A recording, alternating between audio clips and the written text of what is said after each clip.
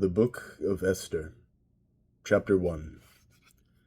These events took place in the time of Achashverosh, the Achashverosh who ruled over 127 provinces from India to Ethiopia. It was in those days, when King Achashverosh sat on his royal throne in Shushan, the capital, in the 3rd year of his reign, that he gave a banquet for all his officials and courtiers. The army of Persia and Media, the nobles, and the provincial officials were in attendance. He displayed the dazzling wealth of his kingdom and his great splendor for a long time, 180 days. At the end of that time, the king gave a 7-day banquet in the courtyard of the royal palace garden for all the people, both great and small, there in Shushan, the capital.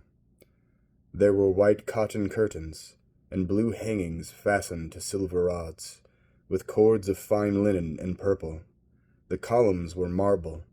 The couches for reclining at table were of gold and silver on a mosaic flooring of malachite, marble, mother of pearl, and onyx. Drinks were served in gold goblets, with each goblet different from the other. There was royal wine in abundance, as befits royal bounty. The drinking was not according to any fixed rule, for the king had ordered the stewards to serve each man what he wanted. Also, Vashti, the queen, gave a banquet for the women in the royal house, belonging to King Achashverosh.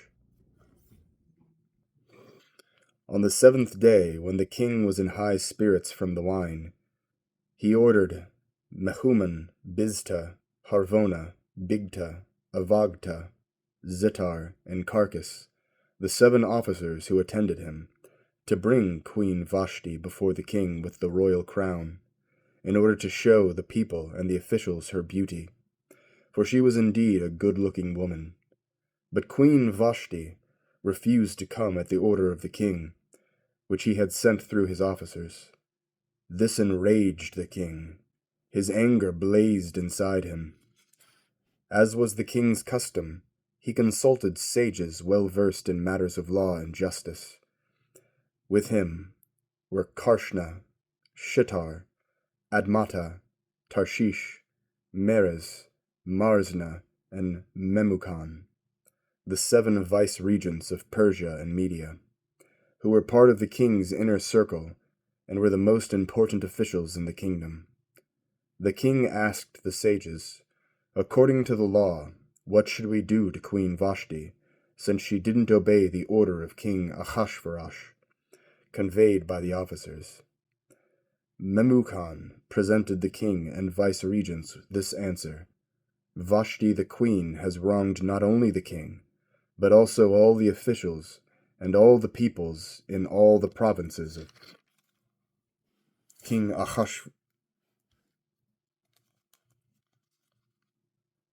Achashverosh, because this act of the queen's will become known to all the women, who will then start showing disrespect toward their own husbands.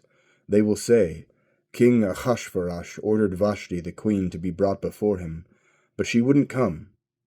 Moreover, the noble ladies of Persia and Media who hear of the queen's conduct will mention it to all the king's officials, which will bring about no end of disrespect and discord. If it pleases his majesty, let him issue a royal decree, and let it be written as one of the laws of the Persians and Medes, which are irrevocable, that Vashti is never again to be admitted into the presence of King Achashverosh, and that the king give her royal position to someone better than she. When the edict made by the king is proclaimed throughout the length and breadth of the kingdom, then all wives will honor their husbands, whether great or small. This advice pleased the king and the officials, so the king did what Memucan had suggested. He sent letters to all the royal provinces, to each province in its own script, and to each people in their own language, that every man should be master in his own house, and speak the language of his own people.